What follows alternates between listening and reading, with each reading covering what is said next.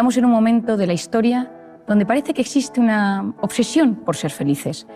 Como que hay atajos fáciles para disfrutar con esto y conseguirás la felicidad rápidamente, pero la felicidad no es eso. La felicidad depende del sentido que cada uno de nosotros le damos a nuestra vida. ¿Pero qué sucede? Que en una sociedad que ha perdido el sentido, en una sociedad que en muchas ocasiones ha perdido el rumbo, hemos sustituido el sentido de la vida por sensaciones. Esas sensaciones pueden ser masajes, comida, alcohol, redes sociales. No todo tiene por qué ser malo, pero es autodestructivo cuando sustituye el verdadero sentido de la vida. Cada vez se investiga más sobre este sentido de vida. Los japoneses lo denominan Ikigai, y hoy en día se sabe que cuando existe ese Ikigai, ese sentido que uno le da a las cosas, uno puede tener mejor salud física y psicológica.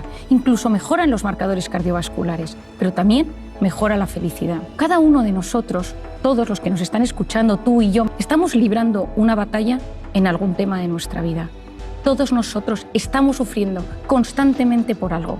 Un tema económico, un tema de salud, un tema familiar, un tema profesional. Siempre hay algo que nos preocupa y esas batallas nos marcan. Y cómo lidiamos con esas batallas va a marcar eso que denominamos felicidad. Porque la felicidad consiste en conectar con eso bueno que pasa cada día y que lo malo que sucede cada día, esas batallas, las sepamos gestionar de la mejor manera posible. Tiene un matiz con la plenitud. La plenitud es un estado donde yo noto que mis necesidades están cubiertas y no quiero nada más. Por lo tanto, uno puede estar sufriendo mucho, pero ser feliz en ese momento, porque sabe conectar con lo pequeño y bueno que me va sucediendo cada día. Es decir, la felicidad está en conectar con las cosas pequeñas que van surgiendo en el día a día. El mejor antídoto al sufrimiento y al dolor es el amor, es sentirse querido, es sentir que no estás solo. Esa sensación de soledad no buscada, esa soledad involuntaria, es una sensación terrible para la psique, para la mente y para el corazón. Y por eso en muchas ocasiones, cuando uno está solo, tener a alguien, una persona vitamina, una persona que te apoye, una persona que te escucha, que no te juzga, que te entiende, a que le cuentas algo y automáticamente te hace sentirte mejor.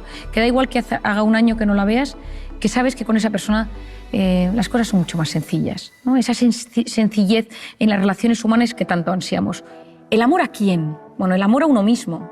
Eso es la autoestima. Quererse de forma sana, no quererse en exceso, que ahí entramos en el narcisismo, ni quererse poco, que entra en los cuadros de inseguridad tan destructivos para la mente humana. Y eso tiene mucho que ver con la voz interior. Todos nosotros tenemos una voz interior que determina cómo va a ser nuestra autoestima y cómo nos vamos a tratar. Lo segundo es el amor de pareja. El amor de pareja nos hace ser valientes. Ya lo decía Platón, no existe nadie tan cobarde que el amor lo transforme en alguien valiente. Yo creo que estoy segura de que todos conocemos a alguien que de repente se ha enamorado y se transforma. Y nada le da miedo y asume riesgos que jamás habría asumido. El amor de pareja es impresionante y cuando uno tiene ese amor de pareja, cuando uno se siente querido, esa sensación de confianza, hasta mejora, sabemos hoy en día, el sistema inmune, tienes mejor salud física y psicológica. El tercero es el amor a los demás, la cooperación, la solidaridad, el amor a tus padres, a tus amigos, a tus hermanos, incluso a la gente de tu trabajo. Cuando uno está en armonía con las personas de su entorno, es capaz de mitigar los efectos que el estrés puede producir en él. Si tú vives ansioso o preocupado por algo, un tema económico, pero te sientes querido, el estrés que eso te produce es mucho menor. Luego tenemos el amor a las creencias y a los ideales. Las ideas se tienen, en las creencias se está, decía Ortega y Gasset. Cuando crees en algo y amas tus creencias, tienes fuerza, tienes fortaleza y superas casi todo. Y finalmente, el amor a los recuerdos. Yo creo que quizá de todos los amores es el que me parece más diferente y por eso siempre me encanta hablar de él. Hace unos años, Susumu Tonewaka, premio Nobel de Medicina, descubrió que cuando una persona recuerda algo con intensidad, el recuerdo de esa imagen, que es placentera, activa los mismos mecanismos en el cerebro que cuando esto sucedía en la realidad. Esto es mágico. Cuando uno está angustiado, y esto en muchas técnicas de relajación, cuando uno trabaja con MDRs o con técnicas que ayudan a mejorar los estados de angustia, el traer a la imagen, atraer a la mente imágenes placenteras, recuerdos de personas donde había amor, donde te sentías querido, donde te sentías agradecido, de repente produce efectos bioquímicos en el propio organismo.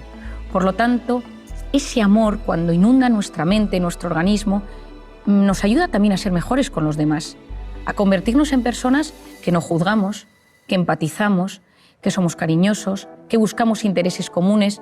Yo soy muy de decir a la gente que busque intereses comunes con los demás, que pregunte a los demás cómo se siente. Y cuando le ha preguntado cómo se siente, que recuerde esos datos.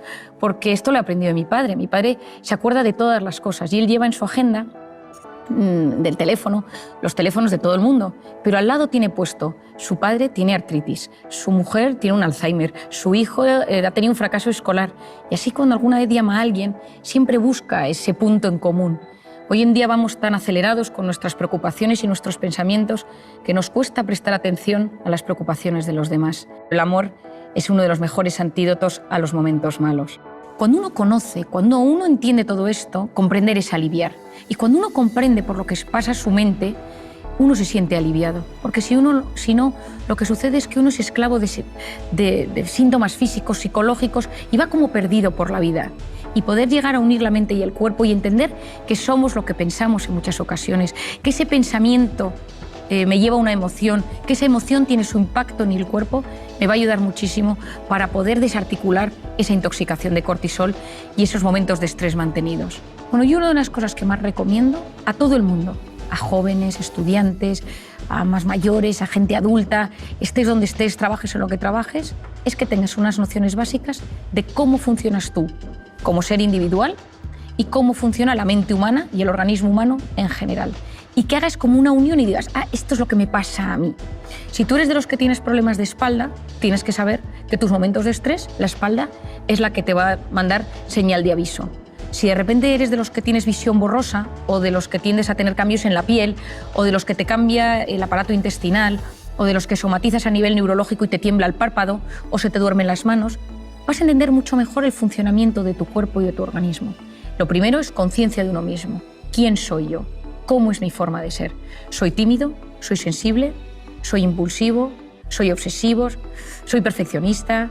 ¿Le doy muchas vueltas a todo? ¿Soy desconfiado? ¿Soy dependiente de la opinión de los demás? ¿Soy inseguro? Y a nivel psicológico, quizás soy de los que tengo ansiedad o ataques de pánico o me pongo triste. Y hacer como un pequeño diagnóstico de uno mismo.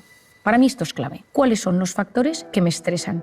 ¿Cuáles son los factores que me ponen en modo alerta? ¿Cuáles son los factores que me meten en el sistema nervioso simpático, en ese cortisol del que hemos hablado? Pueden ser personas, cosas, recuerdos, momentos, circunstancias, pero cuando uno conoce cuáles son sus factores de estrés, vas a ver cómo se transforma tu personalidad ante el estrés. Por ejemplo, el sensible, cuando está bajo un factor de estrés, se convierte en una persona muy vulnerable. Ahora estoy bien, ahora estoy mal, ahora estoy bien, ahora lloro, ahora estoy angustiado, ahora vuelvo a estar bien.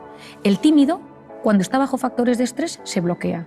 El impulsivo, bajo factores de estrés, es más agresivo. El que le da vueltas a las cosas, bajo factores de estrés, es más obsesivo y entra en pensamientos en bucle. El perfeccionista, cuando está estresado, tiene una sensación de insatisfacción vital, porque nada está a la altura de lo que quiere. Cuando uno se comprende, se siente aliviado. Entonces, cuando me preguntas qué nos puede ayudar, hacer este esquema. Yo a todos mis pacientes les hago este esquema. ¿Cómo eres tú? ¿Cuáles son tus factores de estrés? ¿Y en qué se transforma esto? Cuando entiendes tu cuerpo, cuando entiendes tu personalidad, es mucho más fácil hacer frente. Y luego, otra cosa que yo creo que puede ayudar en este mundo que llevamos es tener vías de escape sanas para esos momentos de estrés. El ejercicio básico, con el ejercicio desmembramos ese cortisol, casi que lo evaporamos del organismo. Cuidado con el ejercicio excesivo, que ahí te pones en modo alerta, pero yo hablo del ejercicio normal y saludable que todos conocemos. También recomiendo la educación de esa voz interior, es decir, cuidado, porque sabemos ya que esa voz interior va a tener un impacto en mi vida, entonces que mi voz interior sirva para apoyarme y no para hundirme, hacer un diagnóstico, cómo me trato yo. Lo tercero es las personas con las que me rodeo, cuidado, que a veces parte del problema es que vivo rodeado de personas que me meten en modo alerta. Cuarto, el ser humano no está diseñado para vivir en el sistema nervioso simpático constantemente. Un poquito me puede ayudar a de repente ser profundamente eficiente, profundamente efectivo, para llegar a las cosas de la mejor manera posible. Pero si lo mantengo en el tiempo, corro el gran riesgo de enfermarme. Por eso lo importante es salir de vez en cuando de ese modo alerta, de ese sistema nervioso simpático, al parasimpático, al de la meditación, el de la relajación, el de la respiración, la conexión con uno mismo, conexión con los demás, conexión con lo grande, con la trascendencia. Porque cuando soy capaz de desconectar del modo alerta para conectar con el modo relajación o con el modo parasimpático, recupero a mi organismo, recupero mi mente, recupero mis habilidades, incluso recupero mi sistema inmunológico para volver a hacer frente a los desafíos que me van surgiendo en el día a día. Es decir, la vida no es lo que es. Hay cosas que, lógicamente, son más o menos realistas, pero lo importante es la interpretación que hacemos de lo que nos sucede. Y todos nosotros interpretamos la vida de una y otra manera dependiendo de una serie de factores. Lo voy a dividir en 3. El primero es el sistema de creencias. Todos nosotros tenemos unas ideas prefijadas sobre cómo debe ser la vida, cómo quiero que me traten, cómo quiero que se gobierne el mundo. Es decir, a nivel ético, a nivel moral, a nivel personal, a nivel económico. Yo quiero vivir en este tipo de casa, yo quiero que mis jefes me traten así, yo quiero que mi pareja me trate de esta manera, yo quiero que mis hijos sean así, yo quiero... O sea, tenemos unas expectativas, unas aspiraciones personales, profesionales, tanto nuestras, de nuestro entorno, pero también de cómo debe ser gestionada la vida. O sea, hay palabras, personas, personajes que, dichos, generan automáticamente una reacción. Y eso es el sistema de creencias. Hasta el más tolerante tiene un sistema de creencias limitante. ¿Por qué? Porque muchas veces queremos que nuestros hijos sean ingenieros, médicos, y de repente te viene un hijo, estoy pensando en una paciente que tengo, que le dijo que quería ser pianista, toda la familia son ingenieros, y la madre no lo entendía, dejó de hablarle porque para ella era un drama, pero su hijo tenía un don para el piano, pero ella no lo podía percibir, ella no lo veía. ¿Por qué? Porque su sistema de creencias era que todo lo que no fuera ser ingeniero era un problema, porque venían de no sé cuántas generaciones de ingenieros en la familia. Y el tema del piano le parecía que era una cosa que no tenía ni pies ni cabeza. Muchas veces hay que romper nuestro sistema de creencias. Yo creo que lo más importante es conocerlo. ¿Cuál es el mío? Y todos tenemos un sistema de creencias que hace que las cosas que nos cuenten o que nos sucedan las vamos a interpretar de una u otra manera según ese sistema de creencias. Y es lo más difícil de cambiar. Cuando uno piensa en algún tema de alguna manera, a veces no se puede modificar. Y es como darse contra un muro. Porque yo puedo tener delante un paciente que noto que es un sistema de creencias limitante, acepta a tu hijo, acepta este tema en ti, acepta tu pasado, acepta que esto pase en tu trabajo. No quiero, me niego. Y muchas veces esa resistencia al cambio es lo que impide que disfrutemos de la vida. Por otro lado tenemos el estado de ánimo. Si uno está contento, la interpretación de las cosas es mucho mayor. Ese estado de ánimo va a determinar nuestra interpretación de las cosas. La interpretación de las cosas, si tú eres profundamente sensible, eso va a afectar a tu estado de ánimo. Si tú eres profundamente desconfiado, eso va a afectar a tu estado de ánimo y, por tanto, a tu interpretación de las cosas. Y a veces en esta vida, si lo que quieres es ser un poco más feliz, esa felicidad de la que estamos hablando, a veces lo que tienes es que ir a ver esa cosa de tu forma de ser, que es tu talón de Aquiles y que te impide disfrutar del día a día. Si eres de los que se queja, si eres de los que vas de víctima, trabajar la personalidad, porque eso automáticamente mejora tu estado de ánimo y eso automáticamente mejora tu interpretación de las cosas. Nuestro cerebro recibe constantemente muchísima información, a través de los sentidos, especialmente a través de la vista, pero a través de los sentidos. Pero solo se queda con lo que le interesa. Si tú estás buscando un trabajo de un tema específico y te pones a prepararte sobre ese tema, tu cerebro va a hacer todo lo posible por encontrar ese asunto. Yo he contado muchas veces una anécdota que me pasó hace unos años cuando, estudiando la carrera, me fui a las Naciones Unidas a un evento, una entrega de premios, y el rector de mi universidad me pidió que buscara a Kofi Annan, entonces el secretario general de las Naciones Unidas. Y yo me empecé a preparar todo tipo de cosas sobre Kofi Annan y por si me lo encontraba para invitarle a mi universidad a un evento que había. Y nunca había Kofi Annan, pero en un momento dado, en pleno evento, fui al baño y me encontré con una señora rubita, de tez muy pálida. Empecé a hablar con ella y le conté varias cosas, le conté cómo funcionaban las Naciones Unidas, los premiados de ese evento al que íbamos. Y nada, me despedí de ella. Y el día que volví a Madrid, esta señora estaba en el avión y la fui a saludar. Dije, qué curioso, la señora del baño. Y estaba sentada al lado de un tipo al que me presentó que era Kofi Annan, que era su marido.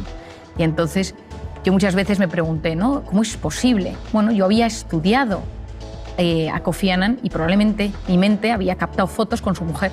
Y cuando la vi, la distinguí. Es decir, decía Louis Pasteur o decían, bueno, la suerte favorece a la mente preparada. Hay que prepararse, hay que estudiar, hay que saber. Porque el que se prepara, el que estudia, el que sabe, percibe mejor las oportunidades. Una persona con voluntad llega más lejos que una persona inteligente. La voluntad es la capacidad de posponer la recompensa. Y hoy en día estamos en un momento donde lo quiero todo y ahora. Y quiero sentir ahora. Y quiero la gratificación instantánea ahora. Es decir, en vez de que yo lo quiero todo ahora, lo que necesito, yo fortalezco mi voluntad poniéndome pequeños retos. Voy educando mi voluntad y soy capaz de llegar mucho más lejos en la vida. ¿Y eso qué me va a ayudar? Uno, que cuando me aburro y dejo que mi mente se vaya y que vaya y venga y tal, ningún gran descubridor llegó a sus resultados y a sus conclusiones en un momento frenético. nunca. Uno estaba bajo un árbol y vio caer una manzana, el otro paseaba por los jardines de Atenas, otro... Es decir, en un momento de paseo, de parasimpático, de relax, de repente, clink, salió una idea. En un momento de estrés frenético, no llegas a los grandes temas de la vida. Vas de forma superficial y no profundizas. Es que hay un tema interesantísimo y es que nosotros esculpimos nuestro cerebro en tiempo real según a qué prestamos atención.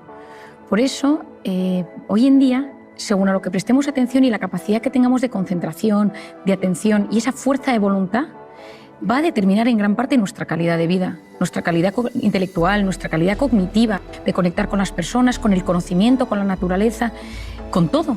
Por lo tanto, fomentar esto es muy importante. Yo creo que una de las cosas que nos puede ayudar para fortalecer esta concentración, esta capacidad de prestar atención, esta fuerza de voluntad, la primera es aprender a enfocarnos en cosas positivas. Es decir, tomar la decisión, y esto puede ser un ejercicio de clase, un ejercicio personal, decir hoy me voy a fijar en 3 cosas buenas que me sucedan. Y hablar de esas 3 cosas. Basta mirar algo con mucho interés para que se vuelva interesante. Y una cosa que puede ser una cosa muy pequeña, que estás en la calle, te sientas en un banco, ves a alguien pasar, estás en clase, te fijas en un compañero, en la profesora o en el profesor, en algo que te están comentando, y eso lo trabajas y lo hablas y lo piensas y lo meditas e incluso lo escribes, eso te puede ayudar a fortalecer tu atención. Otra cosa es saborear. Saborear desde los sentidos. A veces estamos aturdidos de tanta hiperestimulación. Entonces, de repente, comer algo y decir, esto sabe, ¿no? Y si hay una mezcla, pues esto aquí hay tomate, aquí hay queso, aquí hay macarrones, aquí hay guisantes. Es decir, ¿a qué saben las comidas? El frenar ese aturdimiento es algo mágico. De repente decir, silencio, ¿qué escucháis? Un coche de bomberos, un coche de policía, una música, una melodía. Eso ayuda a que los sentidos tomen más importancia y yo frene todo para enfocarme en algo particular. Y cuando uno consigue enfocarse en algo particular, está fortaleciendo su capacidad de prestar atención. Y si ya le metes corazón al asunto, ya ni te cuento, ¿no? Es decir, estoy escuchándote y te escucho no solo desde los sentidos, sino también desde el corazón. Es decir, utilizo ese sentimiento, utilizo la compasión, utilizo el alma, utilizo lo bueno, la generosidad, para conectar contigo de la mejor manera posible.